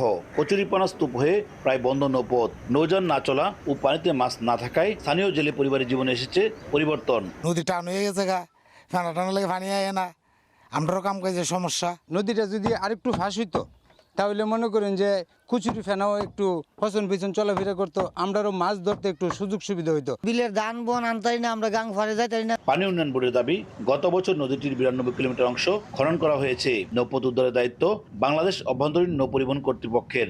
বর্তমান পরিস্থিতি পর্যবেক্ষণ করে আমরা ঊর্ধ্বতন কর্তৃপক্ষকে এটা অবহিত করব। পানি সম্পদ মন্ত্রণালয়ের ম্যান্ডেট না হওয়ায় আমরা ওই গভীরতায় খনন করতে পারি না। সম্প্রতি নদীটির ভাদুঘর অংশ পরিদর্শন করেন জেলা প্রশাসক। এ সময় তিনি পানি উন্নয়ন বোর্ড ও বিআইডব্লিউটিসি যৌথভাবে নদীটি খনন করা হবে বলে জানান। প্রজেক্ট রেডি করে প্রপোজাল আকারে আমার কাছে জমা দিবে, দিলে পরে আমরা এস্টিমেট সহ জমা দিবে, আমরা পাঠিয়ে দিব। মিনিস্ট্রিতে যদি যোগাযোগ করার প্রয়োজন হয় ওনারা একটু যোগাযোগ করবেন, আমি আমার তরফ থেকে যোগাযোগ করব। নাসিরনগরের মেঘনা নদী থেকে উৎপত্তি হয়ে জেলার 130 কিলোমিটার পথে প্রবাহিত হয়ে আবারও নবীনগর প্রান্ত দিয়ে মেঘনা নদীতে পতিত হয়েছে তিতাস। দখল দূষণ আর ডুবুচরের কারণে অনেকটাই সংকুচিত হয়েছে একসময় খরস্রোতা তিতাস। স্থানীয়দের দাবি, নদীটি খনন করা হলে জীবন জীবিকা যেমন পরিবর্তন হবে, তেমনিভাবে এই অঞ্চলের অর্থনৈতিক গতিও সচল হবে। উজ্জ্বল চক্রবর্তী, সময় সংবাদ, ব্রাহ্মণবাড়িয়া। দীর্ঘদিন সংস্কারের অভাবে বেহাল কুমিল্লা শহরের শাসনগাছা আলেখার বিশরোড সড়ক। চরম ভোগান্তিতে যাতায়াতকারীরা। একাংশের মেরামত শুরু হয়েও চলছে ধীর গতিতে। শিগগিরই সংস্কারের আশ্বাস সড়ক বিভাগের। বাহার রাহানের পাঠানো তথ্য ও ছবি নিয়ে রিপোর্ট। সড়ক জুড়ে খানাখন্দ, বেশিরভাগ জায়গায় উঠে গেছে কার্পেটিং, তার উপর হেলে দুলে ঝুঁকি নিয়ে চলছে যানবাহন। কুমিল্লা শহরের শাসনগাছা থেকে আলেখার বিশ্ব রোড পর্যন্ত সড়কের বেহাল দশা। দীর্ঘদিন সংস্কার না হওয়ায় একদিকে চরম ভোগান্তি পোহাচ্ছেন সড়ক ব্যবহারকারীরা, অন্যদিকে একাংশের সংস্কার কাজ শুরু হয়েও চলছে ধীরগতিতে। স্থানীয়রা বলছেন নগরীর গুরুত্বপূর্ণ এ সড়কে প্রায় ঘটছে দুর্ঘটনা, পাশাপাশি বিকল হচ্ছে যানবাহনের যন্ত্রাংশ। 2 দিন অন্তরে গ্যারেজে নামা লাগে, নাট বল্টু লুজ হয়ে যায়, তারপরে আপনার সকপ জবরের অবস্থা তো খারাপ। পিস্টেল এভাবে গতমত হয়ে যায়, কিছুদিন করে আবার কিছু ইটমিট দিয়ে রিপেয়ারিং করে যায়। দৈনিক 1-2টা অ্যাক্সিডেন্ট হয়ই। এই জায়গাটার ভিতরে বেশি গাড়ি ভাঙে, মানে গাড়ি ভেঙে ফেরা যায়। সংস্কার কাজের ধীরগতিতে অসন্তোষ প্রকাশ করছেন স্থানীয় জনপ্রতিনিধিরা। কার্যাদেশ পেয়েছে, মেয়াদও শেষ হয়ে গেছে, কিন্তু এইখানে সড়ক ও জনপথের লোকজন কেন এটার ব্যাপারে ব্যবস্থা নেয় না সেটা আমি জানি না। শীঘ্রই সড়কটি সংস্কারের আশ্বাস সড়ক বিভাগের। এটা আসলে প্রকল্প না, এটা হচ্ছে আমাদের পিরিয়ডিক মেইনটেনেন্স প্রোগ্রামের আওতায় একটি কার্যক্রম। আমরা চাচ্ছি যে পার্মানেন্ট সলিউশনে যেতে, এবং সেই আলোকে আমরা প্রস্তাব দিয়েছি, এবং এই কাজটা শেষ হলে আশা করছি আমরা এই সড়কগুলো নষ্ট হবে না। শাসনগাছা আলেখার বিশ্ব রুটটি 2.8 কিলোমিটার দীর্ঘ। সময় সংবাদ, কুমিল্লা। ঈদের ছুটি কাটিয়ে ঢাকায় ফিরছেন মানুষ। ভোরে সদরঘাট লঞ্চ টার্মিনালে দেখা গেছে ব্যাপক ভিড়। লঞ্চ যাত্রায় স্বস্তি থাকলেও গন্তব্যে পৌঁছাতে সিএনজি চালকদের বাড়তি ভাড়ায় ভোগান্তিতে পড়তে হচ্ছে যাত্রীদের। এই মুহূর্তে সদরঘাটে আছেন সহকর্মী স্বপন আহমেদ, সরাসরি যাচ্ছি তার কাছে। স্বপন,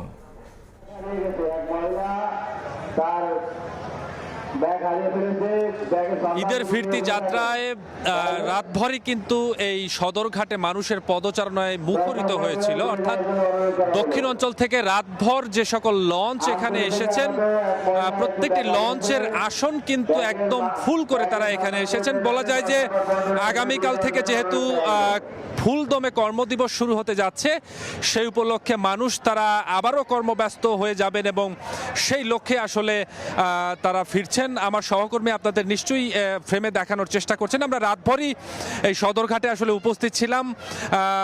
অনেক লঞ্চ আসলে দক্ষিণাঞ্চলের বিভিন্ন জেলা থেকে এখানে এসেছেন এবং প্রত্যেকেই বলেছেন, আমরা অনেকের সাথে কথা বলেছি, তারা বলেছেন যে লঞ্চ যাত্রা সবসময় আসলে মানুষের জন্য স্বস্তিকর হয়ে থাকে এবং সেই লক্ষ্যেই আসলে অনেকেই বাসের যে ঝামেলাটি সেটি এড়িয়ে তারা এই লঞ্চে উঠে আসলে স্বস্তি নিয়ে এখানে আসেন। এবারে যেহেতু ঈদ যাত্রার শুরুতেই আসলে একটি অনাকাঙ্ক্ষিত ঘটনা ঘটেছেন এবং এই ঘটনার প্রেক্ষিতে কিন্তু মানুষের মধ্যে যেরকম স্বস্তি রয়েছে, কিছুটা ভয়ও কিন্তু তাদের মধ্যে ছিল। তবে তারা বলছেন যে সব মিলিয়ে স্বস্তির যে বিষয়, অর্থাৎ যাওয়ার সময় এবং আসার সময় যে স্বস্তি সেটি ছিল। তবে আসার সময় অনেক যাত্রী বলছেন যে অতিরিক্ত যাত্রী হওয়ার কারণে তারা অনেকেই দাঁড়িয়ে আসছেন, আবার অনেক সময় লঞ্চ কর্তৃপক্ষের থেকে তাদের যে লাইফ জ্যাকেট সেগুলো দেওয়া হচ্ছে না, এই নিয়ে কিন্তু তারা একটু অভিযোগও আমাদের কাছে করেছেন। তারা অবশ্য স্বস্তির কথাটিতে আমাদেরকে বেশি বলেছেন। তো সব মিলিয়ে তারা বলেছেন যে এই যে ভোগান্তি করে যাওয়া এবং ভোগান্তি করে আসা, তাদের যে আত্মীয় বা স্বজনদের সাথে যে কয়েকটা দিন মধুর যে স্মৃতি, সেই স্মৃতির কাছে কিন্তু সবকিছু ম্লান হয়ে যায়, এটি তারা বলছেন।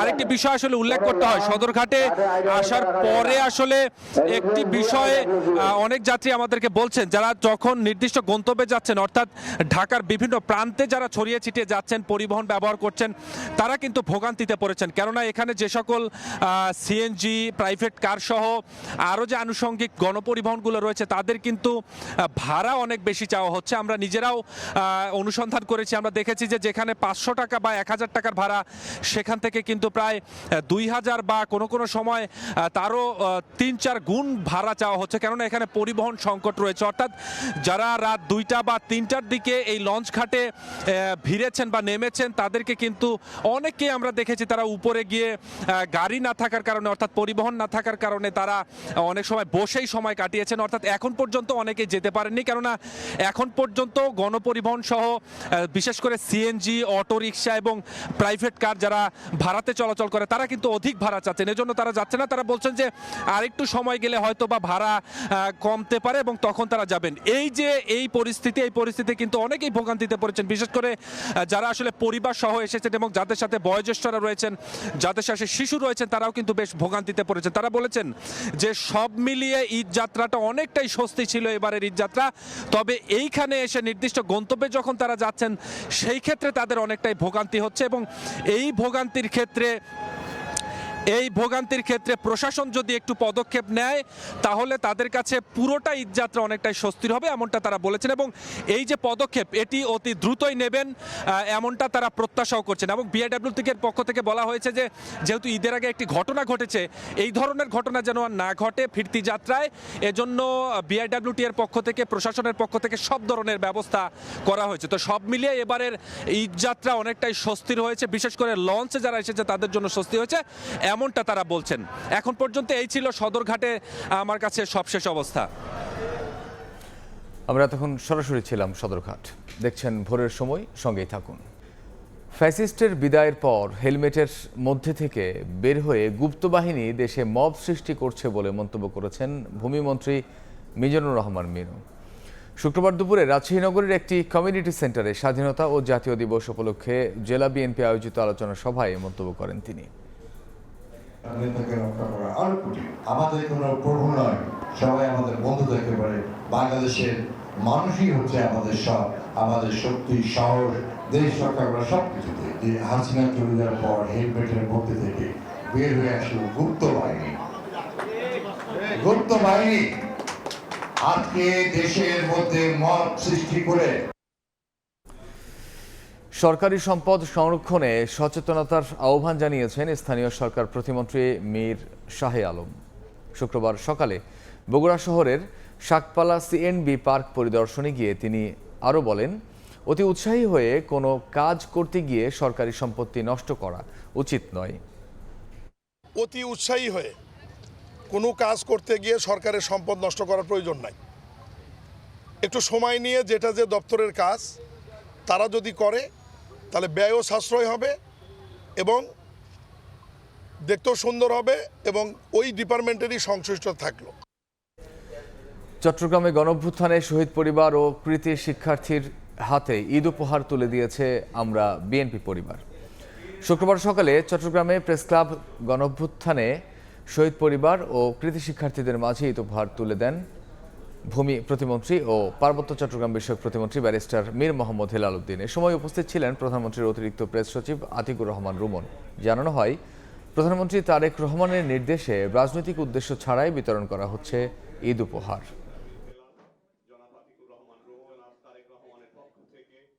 আত্মমানবতার সেবায় উনি যে ভূমিকা রাখছেন, উনি পশু পাখিকে নিয়েও প্রাণীদের জন্য উনি যে মানবিক কর্মকাণ্ডগুলো করছেন, এটি যেন আমাদের সকলের জন্য একটি উদাহরণ এবং শিক্ষণীয় বিষয় হয়।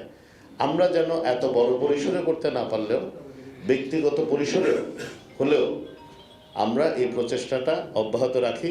আমাদের বিভিন্ন সময় দুর্যোগ, দুর্দশা, এগুলো পাশে দাঁড়িয়েছি ওনার পরামর্শে এবং সর্বশেষ 24শে আন্দোলনে যারা শহীদ হয়েছে, আহত হয়েছে, এই পরিবারগুলোর পাশে আমরা দাঁড়িয়েছি। এখনও কাজ চলছে আমাদের। জুলাই অভ্যুত্থানের সময় পুলিশ সহ সব হত্যার বিচার হবে বলে জানিয়েছে আইজিপি আলী হোসেন ফকির। শুক্রবার আরএমপি সদর দফতরে সংবাদ সম্মেলনে তিনি আরও বলেন, দেশের ইতিহাসে সেরা নির্বাচন উপহার দিয়েছে আইনশৃঙ্খলা বাহিনী। শুধু পুলিশ বলছেন কেন, এখানে তো আমাদের পুলিশও অনেক লোকই মারা গিয়েছে। আইন অনুযায়ী প্রত্যেকটা জিনিসের যা হবার সেটাই হবে। বাংলাদেশের ইতিহাসে সবথেকে সুন্দর, সুষ্ঠু, গ্রহণযোগ্য, বিশ্বাসযোগ্য একটি নির্বাচন আমাদের আইন শৃঙ্খলা বাহিনী জনগণকে উপহার দিতে সক্ষম হয়েছে এবং একটি গণতান্ত্রিক, সুষ্ঠু, সুন্দর সমাজ প্রতিষ্ঠা হয়েছে। মাদকের বিরুদ্ধে আমাদের জিরো টলারেন্স। আমরা মাদকের যারা ব্যবসায়ী আছে তাদেরও লিস্ট করতেছি এবং আইনের আওতায় তাদেরকে বিচার করা হবে। বগুড়া 2 আসনের সাবেক সংসদ সদস্য ও জাতীয় পার্টির কেন্দ্রীয় কমিটির ভাইস চেয়ারম্যান শরীফুল ইসলাম জিন্নাহকে গ্রেফতার করা হয়েছে। বৃহস্পতিবার রাতে রাজধানীর রমনা থেকে তাকে গ্রেফতার করে গোয়েন্দা পুলিশ। দুপুরে বগুড়া জুডিশিয়াল ম্যাজিস্ট্রেট আদালতে নেওয়া হলে কারাগারে পাঠানোর নির্দেশ দেন বিচারক কামাল হোসেন। শরীফুল ইসলাম জিন্নাহ মহাজোটের প্রার্থী হিসেবে 3 বার সংসদ সদস্য নির্বাচিত হন। 2024 ছাত্র জনতার অভ্যুত্থানের পর থেকে পলাতক ছিলেন তিনি। তার বিরুদ্ধে আন্দোলনে হত্যা ও হত্যা চেষ্টা সহ জেলার বিভিন্ন থানায় একাধিক মামলা রয়েছে।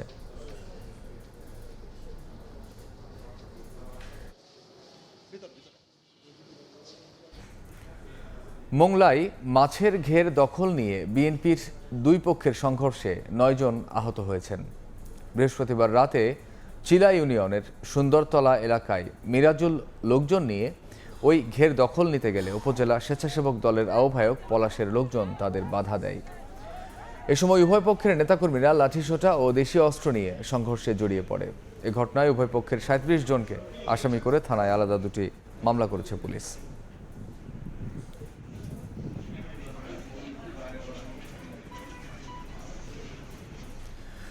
ভোরের সময়ে এই ছিল আমার কাছে। পরবর্তী সংবাদগুলো জানাতে যুক্ত হবেন সহকর্মী মালিহা সরোয়ার্দী। ধন্যবাদ মামুন।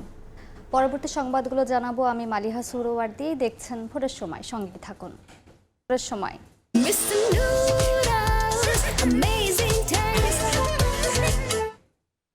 নাটোরে আলাদা সড়ক দুর্ঘটনায় 3 জন নিহত হয়েছেন। পুলিশ জানায় শুক্রবার রাত 9টার দিকে বড়াইগ্রাম রাজ্জাক মোড় এলাকায় বাসের ধাক্কায় আব্দুল আজিজ নামে এক মোটরসাইকেল আরোহী নিহত হন। একই সময় সদরের ডাল সড়ক এলাকায় ট্রাকের ধাক্কায় মিন্টু নামে এক অটোরিকশা চালক নিহত হন। এর আগে সকালে বড়াইগ্রাম থানা মোড় এলাকায় ট্রাক ও প্রাইভেট কারের মুখোমুখি সংঘর্ষে সাগর হোসেন নামে প্রাইভেট কার চালক নিহত হন।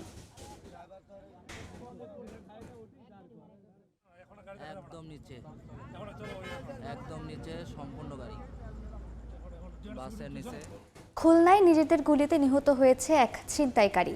বৃহস্পতিবার রাতে দিঘলিয়ার স্টিমার ঘাট সংলগ্ন এলাকায় দোকান বন্ধ করে বাড়ি ফিরছিলেন মোবাইল ব্যাংকিং এজেন্ট তহিদুল ইসলাম। এ সময় 3 ছিনতাইকারী তার পথ রোধ করে। ধস্তাধস্তির এক পর্যায়ে ছিনতাইকারীরা গুলি করলে সাগর নামে নিজেদেরই এক সদস্য গুলিবিদ্ধ হন। তাকে উদ্ধার করে খুলনা মেডিকেলে নেওয়া হলে চিকিৎসক তাকে মৃত ঘোষণা করেন। সিলেটে ঘুরতে গিয়ে পানিতে ডুবে এক শিশুর মৃত্যু হয়েছে। সকালে জাফলংয়ের 0 পয়েন্টে দাদির সঙ্গে বেড়াতে যায় 11 বছরের শিশু জিহাদ। এ সময় পানিতে নেমে ডুবে যায় সে। তাৎক্ষণিক উদ্ধার করে স্থানীয় হাসপাতালে নিলে চিকিৎসক মৃত ঘোষণা করেন। নিহত জিহাদ নরসিংদীর শিবপুর থানার পুটিয়া এলাকার বাসিন্দা ছিল।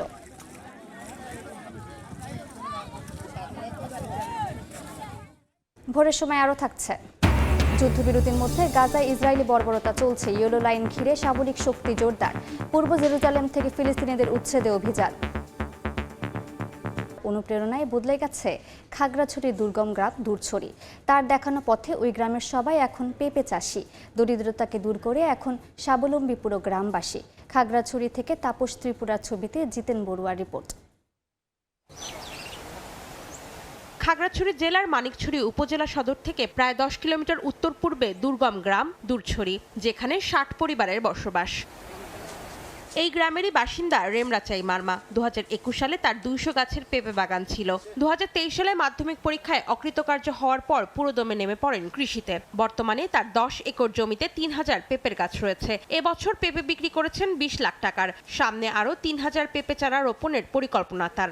সেটা করে নিয়ে যায় প্রতি সপ্তাহে আমাদের এখানে বাগান মধ্যে 5 থেকে 6 টন মতো আমরা রপ্তানি করে। প্রতিদিন লেবার থাকে আপনার 10 জনের মতো লেবার প্রতিদিন কাজ করে। পেঁপে চাষে শুধু রেমরাচাই মারমার ভাগ্য পরিবর্তন হয়নি, হয়েছে পুরো দূরছড়ি গ্রামবাসীর। একসময় ওই গ্রামের অধিকাংশ পরিবার ছিল জুম চাষি। পেঁপে চাষে এখন স্বাবলম্বী পুরো গ্রামবাসী। এই গ্রামে 60 পরিবার আছে। 60 পরিবারের মধ্যে 45 থেকে 50 পরিবার এই পেঁপে চাষের উপর নির্ভরশীল। খুব পরিবেশ সুন্দর এবং মনোরম পরিবেশ আছে এই বাগানটা দেখে। আমার বসে না থেকে যদি এরকম কাজ করে তাহলে অবশ্যই লাভজনক হতে পারবে। আমি এখান থেকে উৎসাহ পেয়ে আমিও চিন্তা করছি যে এই ধরনের একটা বাগান করব।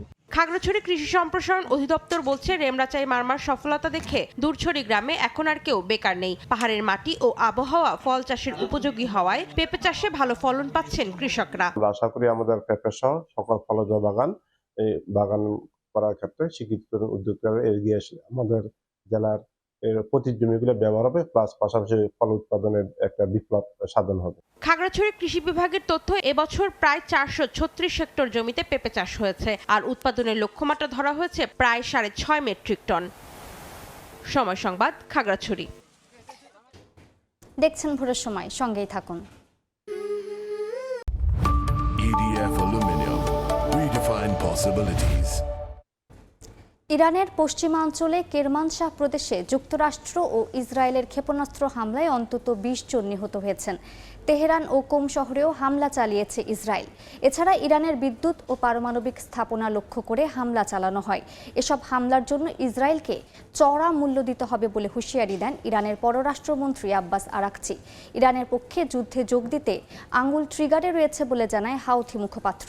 অন্যদিকে ইরান যুদ্ধ কয়েক সপ্তাহের মধ্যে শেষ হবে বলে মন্তব্য করেছেন মার্কিন পররাষ্ট্রমন্ত্রী মার্কো রুবিও।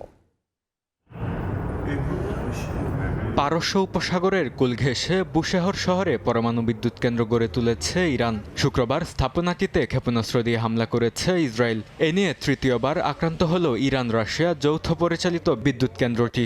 যদিও বিদ্যুৎ অবকাঠামোতে 6 এপ্রিল পর্যন্ত হামলা না করার কথা জানিয়েছিলেন মার্কিন প্রেসিডেন্ট ডোনাল্ড ট্রাম্প। ইস্পাহানে আক্রান্ত হয়েছে 2টি ইস্পাত কারখানা। তেহরান, কোম ও কেরমানশাহেও হামলা চালিয়েছে যুক্তরাষ্ট্র ও ইসরায়েল। এতে বেশ কয়েকজন হতাহত হয়েছেন। লেবানন লক্ষ্য করেও হামলা চালিয়ে যাচ্ছে নেতানিয়াহু বাহিনী। পারমাণবিক স্থাপনায় হামলার জবাবে মধ্যপ্রাচ্যে যুক্তরাষ্ট্র ও ইসরায়েলের মালিকানাধীন শিল্প প্রতিষ্ঠানের কর্মীদের দ্রুত কর্মস্থল ছেড়ে যেতে সতর্কতা জারি করেছে ইরানের বিপ্লবী গার্ড বাহিনী। পরমাণু স্থাপনায় হামলার নিন্দা জানিয়ে ইরানের পররাষ্ট্রমন্ত্রী আব্বাস আরাকচি বলেন, এসব অপরাধের জন্য ইসরায়েলকে চড়া মূল্য দিতে হবে। এরই মধ্যে তেল আবিব ও পশ্চিম তীর লক্ষ্য করে ক্ষেপণাস্ত্র ছুড়েছে তেহরান। ইসরায়েলি সংবাদ মাধ্যম জানায় ইরানি মিসাইলের খণ্ডাংশ তেল আবিবে অন্তত 11টি স্থানে ছড়িয়ে পড়েছে। ইয়েমেন ভিত্তিক সশস্ত্র গোষ্ঠী হাউতি মুখপাত্র ঘোষণা করেছেন, ইরানের পক্ষে যুদ্ধে যোগ দিতে তাদের আঙুল ট্রিগার পয়েন্টে রয়েছে। যদি নির্দিষ্ট শর্ত পূরণ হয় তারা সরাসরি সামরিক হস্তক্ষেপে নামতে প্রস্তুত। এ সময় যুক্তরাষ্ট্র ও ইসরায়েলের পদক্ষেপকে অন্যায়, দমনমূলক ও অযাচিত বলে অভিহিত করেন হাউতি মুখপাত্র। ইরান যুদ্ধ কয়েক সপ্তাহের মধ্যে শেষ হবে বলে মন্তব্য করেছেন মার্কিন পররাষ্ট্রমন্ত্রী মার্কো রুবিও। বলেন, স্থলবাহিনী ছাড়াই লক্ষ্যে পৌঁছাতে পারবে যুক্তরাষ্ট্র। অন্যদিকে যুদ্ধ বন্ধে ইরানের সঙ্গে বৈঠকের বিষয়ে আশাবাদী মার্কিন প্রেসিডেন্টের বিশেষ দূত স্টিভ উইটকফ। চলতি সপ্তাহে বৈঠক হতে পারে বলে ইঙ্গিত দিয়েছেন তিনি। বরকতুল্লাহ, সময় সংবাদ। ইরানকে রাশিয়া কতটা সামরিক সহায়তা দিচ্ছে এ নিয়ে বাড়ছে আলোচনা। গোয়েন্দা তথ্য, ড্রোন প্রযুক্তি ও সীমিত সহায়তার ইঙ্গিত মিলছে। তবে সরাসরি যুদ্ধে জড়ানোর কোনো লক্ষণ নেই মস্কোর। বিশ্লেষকদের মতে সহযোগিতা অব্যাহত থাকলেও সেটা যুদ্ধের মোড় ঘুরিয়ে দেওয়ার মতো পর্যাপ্ত নয়। রাশিয়া ইরানকে কিছু সামরিক সহায়তা দিচ্ছে, সম্প্রতি এমনটাই দাবি করেছেন মার্কিন প্রেসিডেন্ট ডোনাল্ড ট্রাম্প। এমনকি এ সহায়তাকে অল্প বলেও উল্লেখ করেন তিনি। বিশ্লেষকরা বলছেন, মস্কোর সহায়তা মূলত সীমিত পর্যায়ের, সেটা সরাসরি যুদ্ধের ফল বদলানোর মতো নয়। তবে এই সহযোগিতা কৌশলগতভাবে গুরুত্বপূর্ণ, বিশেষ করে তথ্য ও প্রযুক্তি খাতে। রাশিয়ার সবচেয়ে গুরুত্বপূর্ণ সহায়তা হচ্ছে স্যাটেলাইট ও গোয়েন্দা তথ্য ভাগাভাগি। লিয়ানা সিস্টেমের মাধ্যমে যুক্তরাষ্ট্রের নৌবাহিনীর অবস্থান শনাক্তে সহায়তা পাচ্ছে ইরান, এমনটাই ধারণা বিশেষজ্ঞদের। এছাড়া ইরানের খায়াম স্যাটেলাইট থেকেও তথ্য আদান প্রদানের সম্ভাবনার কথা বলা হচ্ছে। দশকের পর দশক ধরে রাশিয়া ইরানকে বিভিন্ন অস্ত্র সরবরাহ করে আসছে। যদিও বর্তমান সংঘাতে বড় ধরনের নতুন অস্ত্র সরবরাহের কোনো প্রমাণই নেই। তবে ইউক্রেন যুদ্ধে ইরানের দেওয়া শাহেদ ড্রোন ব্যবহার করে সেগুলো উন্নত করেছে রাশিয়া, যার কিছু প্রযুক্তি আবার ইরানের কাছেও ফিরে গেছে। ড্রোন হামলায় একসঙ্গে আসল ও ভুয়া ড্রোন পাঠানোর মতো নতুন কৌশল এই সহযোগিতারই অংশ। রাশিয়া ও ইরান নিজেদের কৌশলগত অংশীদার বললেও তাদের মধ্যে কোনো পারস্পরিক প্রতিরক্ষা চুক্তি নেই। বিশ্লেষকদের মতে ইউক্রেন যুদ্ধ, তেলের দাম বৃদ্ধি থেকে লাভ এবং যুক্তরাষ্ট্রের সঙ্গে সরাসরি সংঘাত এড়ানোর কৌশলের কারণেই মস্কো সতর্ক অবস্থানে। তাই বর্তমান সহায়তাকে অনেকেই প্রতীকী সমর্থন হিসেবে দেখছেন। নাদিম মারজান, সময় সংবাদ। লেবাননের দক্ষিণাঞ্চলে ইসরায়েলি হামলায় বাস্তুচ্যুত হয়েছে কয়েক হাজার পরিবার। উপকূলীয় শহর তাইরের স্কুলগুলোতে গড়ে উঠেছে অস্থায়ী শরণার্থী শিবির।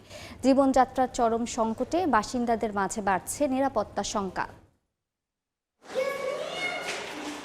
স্কুলের করিডোরে ঘুরে বেড়াচ্ছে ছোট্ট ছোট্ট বাচ্চারা। তবে পড়াশোনা করতে নয়, বরং ঘরবাড়ি ছেড়ে জীবন বাঁচানোর তাগিদেই আশ্রয় নিয়েছে বিদ্যালয়ে। লেবাননের উপকূলীয় শহর তাইরের জাফারিয়া হাই স্কুলে শ্রেণীকক্ষের ফ্লোরে চাদর ও ম্যাট্রেস বিছিয়ে বানানো হয়েছে অস্থায়ী শরণার্থী শিবির। বাস্তুচ্যুত পরিবারগুলো স্কুলের ভেতরেই চালিয়ে যাচ্ছে নিত্যদিনের কাজ। 64 বছর বয়সী খাদিজা ইউসুফ জানান মজতাল জাউন গ্রাম থেকে এসেছেন তিনি। ইসরায়েলি বিমান হামলায় তার বাড়ি ধ্বংস হয়ে গেছে। বিমান হামলায় আমি ভয় পেয়ে গিয়েছিলাম, গ্রামে আর কেউ থাকেনি। আমি বের হয়ে দেখলাম বাড়িগুলো ধ্বংস হয়ে গেছে। সিভিল ডিফেন্সের মাত্র 10 থেকে 15 জন লোক ছিল, তারা আমাকে অপেক্ষা করতে বলল। তারপর আবার বিমান হামলা শুরু হলো, আমি ভয়ে সরে গেলাম। দক্ষিণ লেবাননের অংশ দখল করে হিজবুল্লাহর সঙ্গে একটি বাফার জোন তৈরি করার ঘোষণা দিয়েছে ইসরায়েল। লিতানি নদীর দক্ষিণে সব বাসিন্দাকে স্থানান্তরের নির্দেশ দেওয়া হয়েছে। এছাড়া ইসরায়েলি হামলায় লেবাননের দক্ষিণ পূর্বাঞ্চল এবং বৈরুত ক্ষতিগ্রস্ত হয়েছে। লেবাননের স্বাস্থ্য মন্ত্রণালয়ের তথ্য অনুযায়ী হামলায় নারী, শিশুসহ অন্তত 1000 মানুষ নিহত হয়েছেন। মানবিক বিপর্যয় আর নিরাপত্তা সংকটে জীবনযাপন করছেন লেবাননের বাস্তুচ্যুত বাসিন্দারা। বরকতুল্লাহ, সময় সংবাদ। গাজা সিটিতে ইসরায়েলি বাহিনীর হামলায় 2 ফিলিস্তিনি নিহত হয়েছেন, আহত হয়েছেন আরও বেশ কয়েকজন। দখলকৃত পশ্চিম তীরেও হামলা অব্যাহত রেখেছে ইসরায়েলি সেনারা। গাজা উপত্যকায় ইয়েলো লাইন নামে পরিচিত সীমারেখাকে স্থায়ী রূপ দিচ্ছে নেতানিয়াহু বাহিনী, যা উপত্যকায় দখলদারদের নিয়ন্ত্রণ আরও শক্তিশালী করছে। অন্যদিকে পূর্ব জেরুজালেমে উচ্ছেদ অভিযান শুরু করেছে ইসরায়েলি সেনারা।